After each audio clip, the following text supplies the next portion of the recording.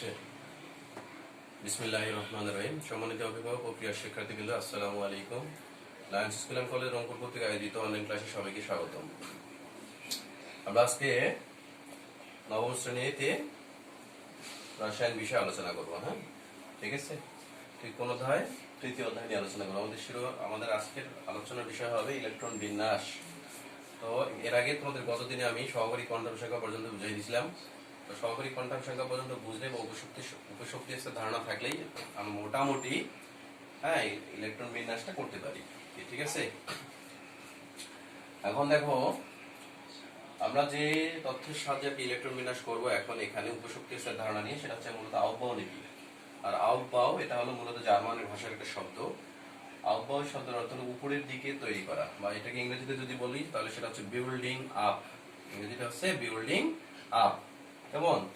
এটা কিভাবে হচ্ছে, এটা তাহলে আউফবাউ নীতির বিবৃতিটা এরকম হবে। এটা আরো ভালো করে লেখা যাবে, কিন্তু আমি সংক্ষেপে তোমাদের বোঝার জন্য লিখে দিলাম যে ইলেকট্রন সমূহ প্রথমে নিম্ন শক্তির অরবিটালে প্রবেশ করবে এবং পরে ক্রমান্বয়ে উচ্চ শক্তির অরবিটালে প্রবেশ করে।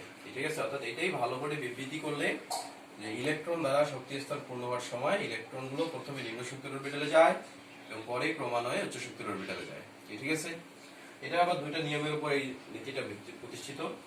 তার মধ্যে নিয়ম এক হবে, এক নম্বর নিয়ম যেটা হবে সেটা হচ্ছে যে দুটো অরবিটালের মধ্যে যার n + l এর মান কম হবে, যার n + l এর মান কম, সেই অরবিটাল নিম্ন শক্তির অরবিটাল এবং ওই অরবিটালে ইলেকট্রন আগে প্রবেশ করবে। ঠিক আছে। যেমন আমরা ইলেকট্রন বিন্যাস করার সময় পাবো এখন 3d এবং 4s নামে দুটো অরবিটাল পাবো। 3d এর জন্য দেখো এই n, এটা হলো সহগটা হলো শক্তি স্তর, আর এই 3টা হলো n এর মান, শক্তি স্তরকে n দ্বারা প্রকাশ করা হয়। d-টা হলো একটা উপশক্তি স্তর, এর জন্য l এর মান পাওয়া যায়। l এর মান কত? d এর জন্য পাওয়া যায় 2। এটা তোমাদের দেখে দেওয়া আছে, আমি আবার লিখে দিচ্ছি। l = 0 1 2 3 হলে উপশক্তি স্তরগুলো হবে s p d f। উপশক্তি স্তরগুলো হবে s p d f। তাহলে দেখো এই যে d এর জন্য l এর মান কত হবে, এখানে খেয়াল করো, d এর জন্য l এর মান 2, তাহলে n + l এর মান কত হচ্ছে 5। এভাবে 4s এর জন্য এখানে s এর সহগ 4, তার মানে এটা শক্তি স্তরের মান, n এর মান 4। s এর জন্য l এর মান হচ্ছে 0, তাহলে n + l এর মান কত হচ্ছে 4 + 0 = 4। তাহলে আমরা কি দেখতেছি বলো তো দেখি, এই দুটোর মধ্যে n + l এর মান কোথায় কম? কোথায় n + l এর মান কম? তাহলে 4s অরবিটালে n + l কম, অর্থাৎ 3d অরবিটালে শক্তি বেশি, 4s অরবিটালে শক্তি কম। তাই ইলেকট্রন আগে কোথায় প্রবেশ করবে? তাই ইলেকট্রন আগে 4s অরবিটালে প্রবেশ করে।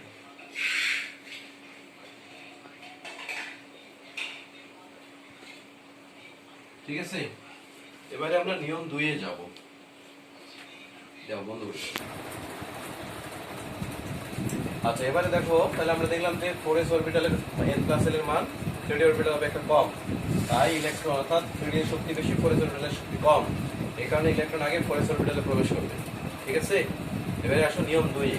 নিয়ম 2 কি, দুটো অরবিটালে n + l এর মান সমান যদি হয়ে যায়, তাহলে যে অরবিটালের জন্য n এর মান কম হবে সেই অরবিটালে ইলেকট্রন, মানে ওই অরবিটালের শক্তি কম হবে, তার স্থিতিও কম হবে, সেই অরবিটালে ইলেকট্রন আগে প্রবেশ করবে। ঠিক আছে। আবার আসলে 3d এর ক্ষেত্রে n = 3 l = 2 হবে। তাহলে এই যে n 3টা হলো n এর মান, a এর জন্য l এর মান হচ্ছে 2, তাহলে n + l = 5। 4p এর ক্ষেত্রে n এর মান 4, p এর জন্য l এর মান 1, তাহলে n + l = 5। তাহলে এবারে দুটাতেই n + l এর মান সমান। ঠিক আছে। কিন্তু দেখা যাচ্ছে যে 3d তে n এর মান কম, 3d তে n এর মান 3 আর 4p তে n এর মান 4, তাই 3d অরবিটালে ইলেকট্রন আগে প্রবেশ করবে। ঠিক আছে। আচ্ছা, এখন আমরা এই যে নিয়ম 2টা পড়লাম, এর আলোকে কিভাবে ইলেকট্রন বিন্যাস করবো আমি তোমাদের দেখিয়ে দিচ্ছি। তো দেখো, সবাই একটু খেয়াল করো, ইলেকট্রন বিন্যাস করার জন্য আমাদের যে আউফবাউ নীতিটা কিভাবে করব। ঠিক আছে।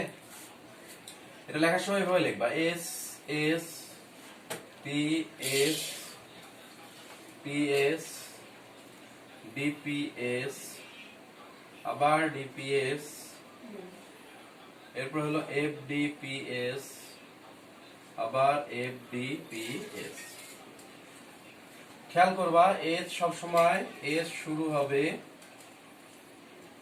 প্রথম শক্তি স্তর দিয়ে 1, P শুরু হয় দ্বিতীয় শক্তি স্তর দিয়ে, D শুরু হবে তৃতীয় শক্তি স্তর দিয়ে, F শুরু হবে চতুর্থ শক্তি স্তরে। তাহলে শুরু করো। তাহলে 1s 2s 3s 4s 5s 6s 7s 8s। ঠিক আছে, পি শুরু করো। পি কত দিয়ে শুরু করবো? 2। তাহলে 2p 3p 4p 5 6 7। এবার দেখো শুরু করবো ডি। ডি শুরু করবো কত দিয়ে? 3 দিয়ে। 3d 4d 5d 6d। আর কত থাকলো? এফ। এফ শুরু করবো কত দিয়ে? 4 দিয়ে। ঠিক আছে, যে 4f সর্বশেষ হচ্ছে 5। তো এটা কিভাবে করবো? ঠিক আছে, এটা আমি তোমাদের এটা কিভাবে আসলো আরেকবার বুঝিয়ে দিচ্ছি। হ্যাঁ, এটা তোমরা লিখবা এস এস, এটা লিখবো আমরা 2 বার। পিএস এটাও লিখবো 2 বার। ডিপিএস এটাও লিখবো 2 বার। এফডিপিএস এটাও লিখবো কয়বার? 2 বার। ঠিক আছে, দেখো ওখানেই করা আছে যে SS PS PS DPS DPS FDPS FDPS. ঠিক আছে, এভাবে মুখস্থ করতে পারবা তোমরা। এখন দেখো শোনো, এটা আবার অনেকে এইভাবে আমরা বলা অনেক সময় বলি যে শোনো শোনো প্রিয়া শোনো, প্রিয়া শোনো, দেখো প্রিয়া শোনো, দেখো প্রিয়া শোনো, ফুল দেখতে প্রিয়া সুন্দর, ফুল দেখতে প্রিয়া সুন্দর, এভাবেও বলা হয়। তো ওটা থেকে তোমরা এটা মনে রাখো ভালো করে। এসএস 2 বার লিখবা, পিএস 2 বার, ডিপিএস 2 বার, এফডিপিএস 2 বার। ঠিক আছে, এটাই আসলে আমরা ইলেকট্রন দাস করব। এবং এটা থেকে দেখো এখানে সবার আগে কি আছে? 1s, তার মানে এর শক্তি সবচেয়ে কম। আর সবার শেষে কি আছে? 8s, তার মানে এর শক্তি সবচেয়ে বেশি। এভাবে যতই উপরে এদিকে সামনের দিকে আসতেছো তাদের শক্তি বাড়বে। আর এগুলাতে ইলেকট্রন পরে প্রবেশ করবে, আর নিচের দিকে এগুলাতে ইলেকট্রন আগে প্রবেশ করবে। এটাকে আমরা আবার কিভাবে দেখাই দেখো। এটাকে দেখাইতে পারতেছি এই যে 1s 2s 2p 3s 3p 3d 4s 4p 4d 4f 5s 5p 5d 5f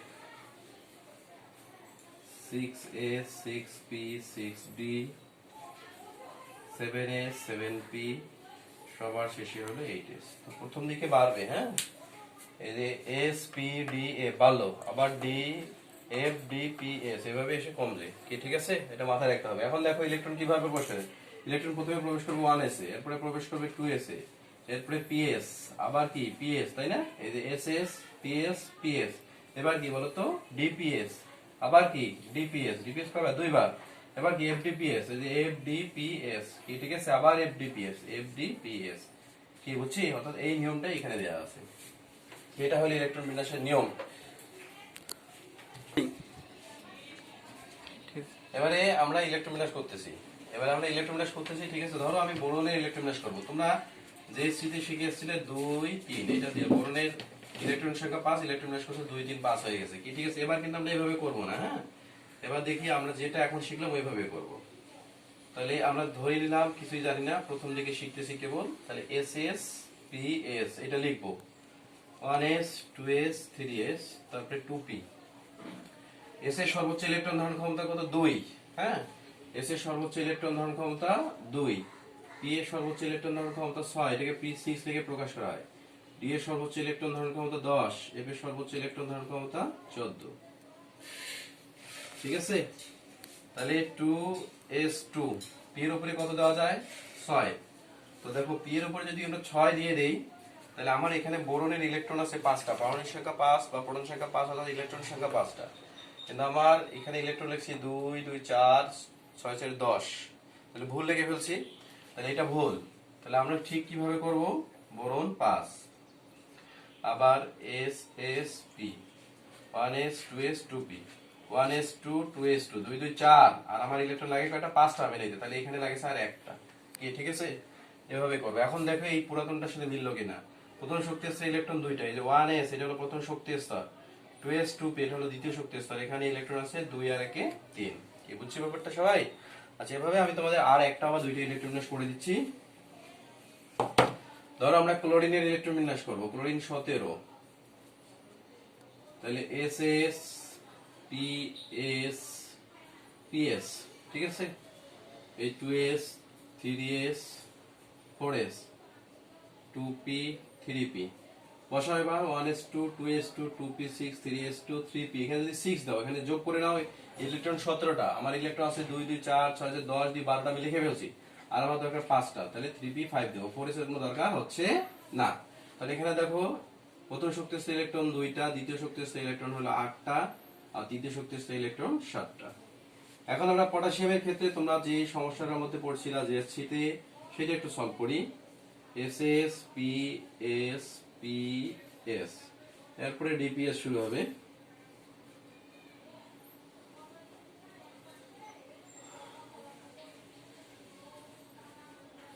electron বিন্যাস করি 1s2 2s2 2p6 3s2 3p6 আচ্ছা এই পর্যন্ত 18টা ইলেকট্রন হয়ে গেছে আমার ইলেকট্রন আছে 19টা তাহলে এখানে 4s এ একটা ইলেকট্রন আসতেছে তাহলে প্রথমে দুইটা আছে দ্বিতীয় শক্তিস্থ ইলেকট্রন 8টা 3s 3p মিলে তৃতীয় শক্তিস্থ এখানে ইলেকট্রন 8টা 6 দিয়ে 8 আর চতুর্থ শক্তিস্থ ইলেকট্রন হলো একটা তো দেখো খেয়াল করো এই ব্যাখ্যাটা তোমাদেরকে জেএসসি তে দেওয়া সম্ভব হয়নি যে তৃতীয় শক্তিস্তরে ইলেকট্রন ধারণ ক্ষমতা হলো 18 তাহলে আমরা এখানে 9 না লিখে চতুর্থ শক্তিস্তরে 1 কেন লিখলাম এর ব্যাখ্যা কিন্তু আমরা ওই দিন দিতে পারি নাই তোমাদেরকে কিন্তু এখন আমরা দিতে পারবো উভয় শক্তি স্তর থাকার কারণে আমরা দেখো এখানে 3d আছে পাশে লিখছি 3d টা হলো তৃতীয় শক্তি স্তর কিন্তু আমরা নিয়ম নাম্বার 1 এ আজকে পড়লাম যে 3d এর n+l এর মান বেশি আর যার n+l এর মান বেশি সেটাতে ইলেকট্রন আগে যাবে না যার n+l এর মান কম সেটাতে ইলেকট্রন আগে প্রবেশ করবে তাহলে 4s এর n+l এর মান কম ছিল এই কারণে পটাশিয়ামের 19তম ইলেকট্রনটা 3d তে না গিয়ে কোথায় চলে আসে 4s এ চলে আসে ঠিক আছে তো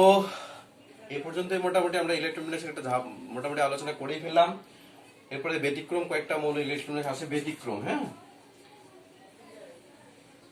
ব্যতিক্রম হবে ক্রোমিয়াম কপার এবং সিলভার এই তিনটা মৌলের ইলেকট্রন বিন্যাস সামনের দিনে আলোচনা করব এবং পাশাপাশি আপেক্ষিক পারমাণবিক ভর এই টপিকসটা যদিও একদিনে শেষ করা সম্ভব নয় এগুলো টপিকস কিন্তু বাস্তবতার বা খাতিরে আমাদেরকে শেষ করতে হবে কারণ যেহেতু তোমাদের জুলাইয়ের একটা পরীক্ষা ডেট দেওয়া আছে তৃতীয় অধ্যায় পুরোটাই দেওয়া আছে তাহলে আমরা চেষ্টা করব এটা শেষ করে দেওয়ার ঠিক আছে আমরা আগামী দিনে সবাই প্রিপারেশন নিয়ে থাকবো আপেক্ষিক পারমাণবিক ভর কিভাবে শেষ করা যায় এবং ব্যতিক্রম ইলেকট্রন বিন্যাসটা তো সবাই প্র্যাকটিস করো ভালো করে সবাই ভালো থাকি সুস্থ থাকি আবার সবার সঙ্গে দেখা হবে ইনশাআল্লাহ আল্লাহ হাফেজ